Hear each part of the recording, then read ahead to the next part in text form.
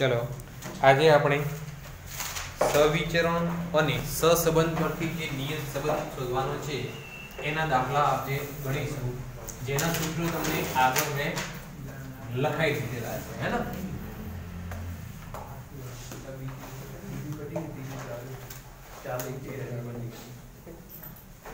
चलो હવે સૌપ્રથમ ઉદાહરણ નંબર 8 निकालो તમે।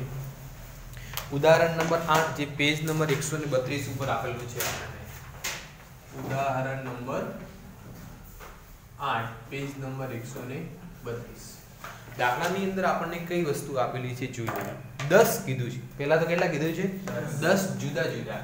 એનો મતલબ અહીંયા n બરાબર આપણા કેટલા થઈ ગયા 10 n ની કિંમત કેટલી થઈ ગઈ 10 10 જુદા જુદા વિસ્તારમાં ચોમાસા દરમિયાન પડેલ વરસાદ સેમીમાં એટલે x અને બાજરીની ઉપજ ક્વિન્ટલ પ્રતિ હેક્ટરમાં વચ્ચેનો સહસંબંધનો અભ્યાસ કરવા માટે મળેલી માહિતી પરથી નીચેની મુજબના માપ મળે છે।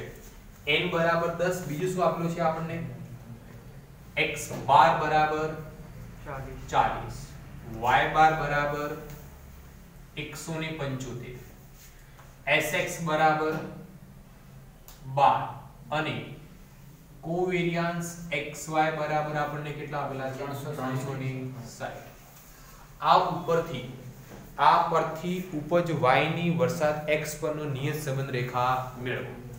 તો જુઓ આપણને અહીંયા કોવેરિયન્સ એટલે ગુજરાતીમાં શું કહેવામાં આવશે સવિચરણ દાખલામાં આપેલું છે। શું આપેલું છે અહીંયા સવિચરણ। તો સવિચરણ જ્યારે આપેલો હોય ત્યારે સૌથી પહેલા આપણે તો કોની કિંમત શોધવી પડે નિયત સંબંધ માટે b ની।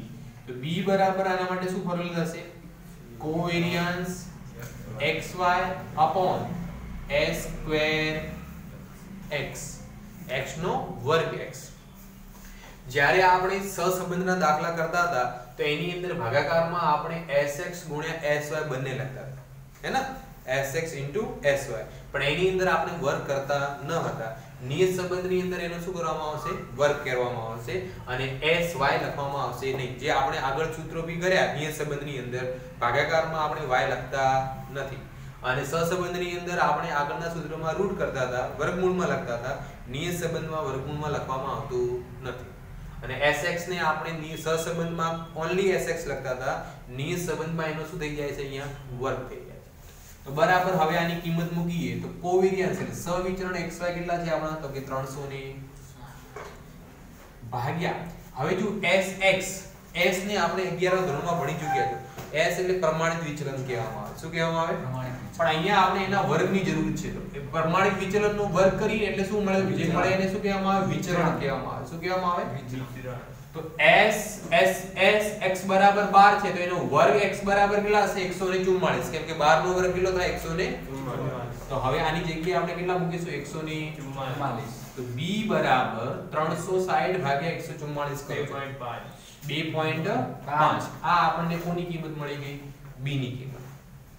એના પછી આપણે નિયત સંબંધ માટે શું શોધવું પડે a માટે શું સૂત્ર છે એમાં તો કોઈ ચેન્જ નહીં થાય y બાર માઈનસ bx बार है ना y बार माइनस bx तो बराबर y बार ની કિંમત આપણને દાખલામાં આપેલી છે 175 માઈનસ b કેટલા 2.5 અને x બાર ની જગ્યાએ આપણે કેટલા અહીંયા 40 તો બરાબર 175 માઈનસ 2.5 મલ્ટીપ્લાય બાય 40 100 તો a ની કિંમત આપણને કેટલી અહીંયા 75 એટલે કેટલા આયા 75। હવે નિયત સંબંધ રેખા y ની x પરની નિયત સંબંધ રેખા y cap is equal to a plus bx। તો y cap is equal to a ની જગ્યાએ a ની કિંમત કેટલી છે b ની જગ્યાએ b ની કિંમત કેટલી આવી 2. અને x ની જગ્યાએ x। તો આ આપણને શું મળ્યું નિયત સંબંધ રેખા। નિયત સંબંધ રેખાનું સમીકરણ આપણને મળ્યું। હવે આપણને કોઈ અનુમાનિત કિંમત શોધવાનું દાખલામાં કહેલું છે ના અનુમાનિત કિંમત શોધવાનું કહેલું નથી। જો અનુમાનિત કિંમત કહેલું હોત તો x ની જગ્યાએ આપણે કિંમત મૂકી અને y કેપ શોધ। ક્લિયર। આ દાખલાની અંદર કોઈને કઈ ડાઉટ હોય તો બોલો હે ને। એના પછી કયો દાખલો છે આપણો ઉદાહરણ 9 ઉદાહરણ 9 માં શું આપેલું છે જુઓ તો કે કુટુંબની વાર્ષિક આવક x અને મ્યુચ્યુઅલ ફંડમાં કુટુંબનું વાર્ષિક રોકાણ y એ બે ચલો વચ્ચેનો અભ્યાસ કરવા એક શહેરમાંથી મેળવેલ 100 કુટુંબોની નિદર્શ માહિતીનો સાર નીચે મુજબ છે. x બરાબર કુટુંબની વાર્ષિક આવક લાખ રૂપિયામાં આપેલી છે અને y બરાબર કુટુંબનું મ્યુચ્યુઅલ ફંડમાં વાર્ષિક રોકાણ 1000 રૂપિયામાં આપેલું છે. હવે દાખલામાં સૌપ્રથમ આપણને શું આપેલું છે? x બાર ની કિંમત આપેલી છે, y બાર ની કિંમત આપેલી છે, sx ની કિંમત આપેલી છે, sy ની કિંમત આપેલી છે અને r ની કિંમત આપેલી છે. ઉદાહરણ 9 ની અંદર સૌપ્રથમ આપણને x બાર કેટલો આપેલો છે? 5.5. ઓકે, y બાર 40.5. પછી sx આપેલો છે. sx કેટલો છે? 1.2. sy 12.8 અને છેલ્લે r ની કિંમત આપેલી છે 0.65. હવે જો આ દાખલાની અંદર આપણને કોવેરિયન્સ એટલે સહવિચરણ આપેલું હતું તો એનો સૂત્ર આપણે b માટે ઉપયોગ કર્યો અને અહીંયા આપણને કોની કિંમત આપેલી છે? r ની કિંમત. સહવિચરણ આપેલું નથી. r એટલે આપણે આગળના ચેપ્ટરની અંદર ભણી જગ્યા સહસંબંધ. તો એના માટે જુઓ r જ્યારે r આપેલું હોય ત્યારે b નું સૂત્ર શું થાય? તો b બરાબર r ગુણ્યા sy/sx એટલે y નું પ્રમાણિત વિચલન ભાગ્યા x નું પ્રમાણિત વિચલન. r એટલે સહસંબંધાંક. સહસંબંધાંકની કિંમત કેટલી આપેલી છે? 0.65 ગુણ્યા sy કેટલા આપના 12.8 ભાગ્યા sx કેટલા 1.2. તો b બરાબર 0.65 ગુણ્યા 12.8 ભાગ્યા 1.2. એની કિંમત જવાબ કેટલો આવશે? તો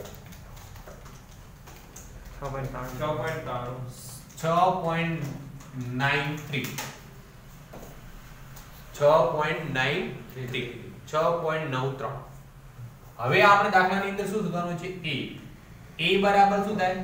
y બાર માઈનસ bx બાર. y બાર ની કિંમત આપણને કેટલી આપેલી છે? દાખલામાં આપેલી છે 40.5 માઈનસ b નો જવાબ કેટલો આવે? 6.93. x બાર ની જગ્યાએ આપણે કેટલા? 5.5. તો બરાબર અહીંયા 40.5 માઈનસ આ બંનેનો ગુણાકાર 38.12. Very good. 38.12. તો માટે a બરાબર કેટલા આવશે? આની અંદરથી માઈનસ કર દો 2.39. 2.39 a ની કિંમત આપણને મળી લાગલા. હવે y ની x પરની નિયત સંબંધ રેખા. y ની x પરની નિયત સંબંધ રેખા y cap is equal to a plus bx. a ની કિંમત કેટલી? 2.39 પ્લસ b ની કિંમત કેટલી? 6.93. x ના x આપણે y cap મળે. આ આપણને શું મળ્યું? સમીકરણ રેખા મળી. હે ને? y cap બરાબર કેટલો જવાબ છે?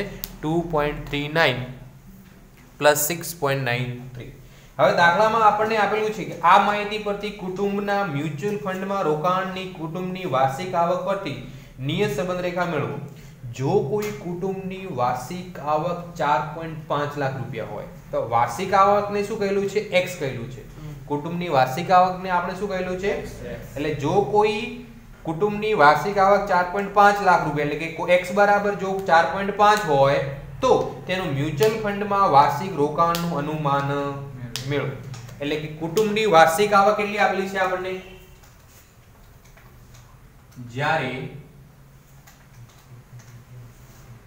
કુટુંબની વાર્ષિક આવક કેટલી કીધી છે? 4.5 લાખ. એટલે કે x બરાબર આપણે કેટલા? 4. કેમ કે દાખલામાં કુટુંબની વાર્ષિક આવકને x વડે દર્શાવવામાં આવી છે. હે ને? તો એનું મ્યુચ્યુઅલ ફંડમાં રોકાણનું અનુમાન મેળવવાનું છે. તો લાખ હોય ત્યારે તે કુટુંબનું મ્યુચ્યુઅલ ફંડનું રોકાણનું અનુમાન. હવે મ્યુચ્યુઅલ ફંડનું રોકાણને આપણે દાખલામાં y ચલ વડે દર્શાવેલ છે. મ્યુચ્યુઅલ ફંડના રોકાણને કયા ચલ વડે દર્શાવેલ છે? હવે y કેપ નો આપણો નિયત સંબંધ રેખાની આપણે સમીકરણ મળી ગયું. શું મળ્યું? તો કે y કેપ બરાબર 2.39 વત્તા 6.93 x ની જગ્યાએ 4.5 તો 2.39 વત્તા 6.93 x ની જગ્યાએ x બરાબર કેટલા મૂકવાના કીધું છે 4.5 તો બરાબર 2.39 વત્તા આ બંનેનો ગુણાકાર 33.19 ઓકે 31.19 તો y કેપ એટલે આની અનુમાનિત કિંમતમાં આ બંનેનો સરવાળો 33.58 હે ને 33.58 હવે દાખલાની અંદર y તમારું મ્યુચ્યુઅલ ફંડ છે પણ એની રકમ કોની અંદર છે 1000 રૂપિયામાં છે કોની અંદર છે 1000 અહીંયા શું આવશે રૂપિયા 33.58 y કેપ ની અનુમાનિત કિંમત કેટલી આવશે 33.58 રૂપિયા તો જ્યારે કોઈ કુટુંબની વાર્ષિક આવક 4.5 લાખ હોય તો મ્યુચ્યુઅલ ફંડમાં કેટલા રૂપિયાનું રોકાણ કરતો હશે 33.58 આની અંદર કોઈને કઈ ડાઉટ હોય તો બોલો ખબર પડી બધાને લખી દો ચલો